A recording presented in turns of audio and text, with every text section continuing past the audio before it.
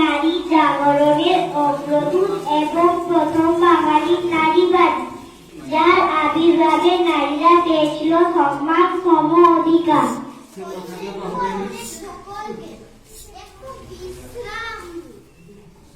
শিক্ষা জানার জন্য এক গ্লাস জল নিয়ে আয়। আনছি বাবা।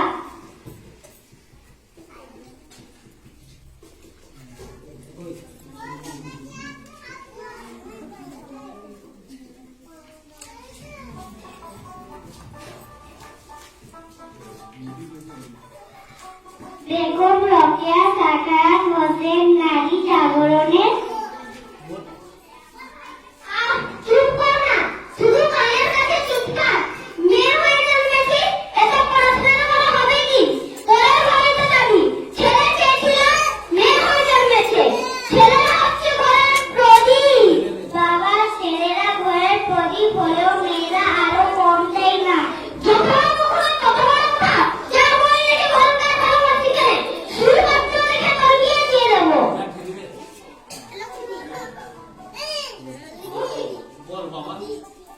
বাবা, আগে আমি নিজের পায়ে দাঁড়াতে চাই।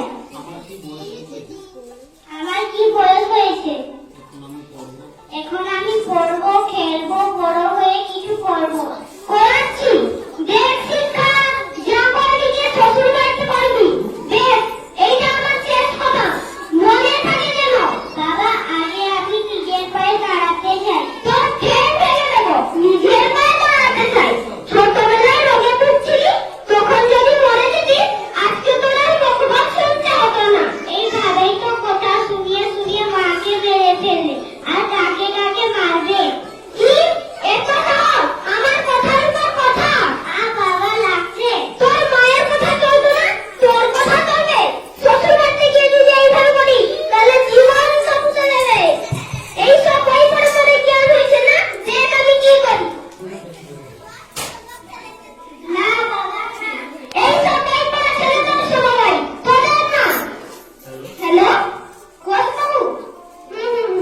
ঠিক আছে, কবি বলক পুরো সম্বন্ধটা ঠিক করে দিন। মেয়ের বিয়ে দেওয়ার সময় হয়ে গেছে, রাখছি। বাবা বাবা, আমি পড়াশোনা করে কিছু করতে চাই। আমার বিয়ে দেবে না বাবা, আমার বিয়ে দেবে না।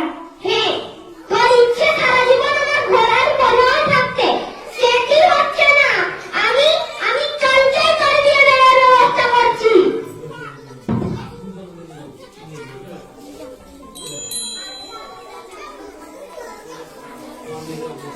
15 বছর পর।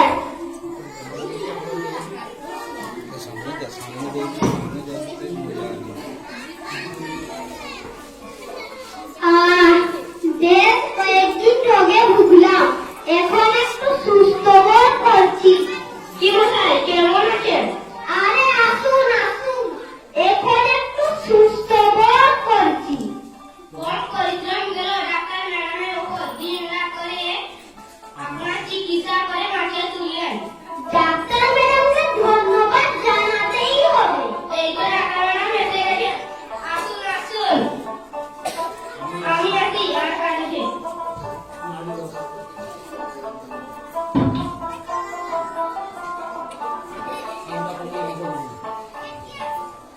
আপনাকে অশেষ ধন্যবাদ আমাকে বাঁচিয়ে তোলার জন্য।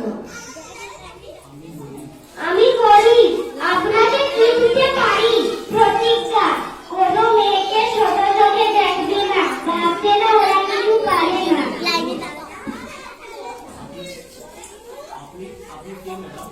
আপনি আপনি কে ম্যাডাম? চিনতে পারছো না বাবা? যাকে তুমি ছোট করে রেখেছিলে, ঘরের কাজ করা ছাড়া কিছুই হবে না ভাবতে, পালিয়ে গিয়ে কিছুই হবে না ভাবতে বিয়ের বেড়ি পড়াতে চেয়েছিলে, পালিয়ে গিয়ে ভালো অভিভাবক পেয়েছিলাম। তাই তো আজ আমি ডাক্তার। আমি তোমার সেই শিক্ষা শিক্ষা মা, আমার ভুল হয়ে গেছে, তুই আমায় ক্ষমা করে দে মা। ছেলে আর মেয়ের মধ্যে পার্থক্য করা, দুটি চোখের মধ্যে পার্থক্য করা, একজনের অন্যজনের না করা সামাজিক অন্ধকার। বাবা, সামাজিক অন্ধকার। শিক্ষা বাবা, শিক্ষা বাবা।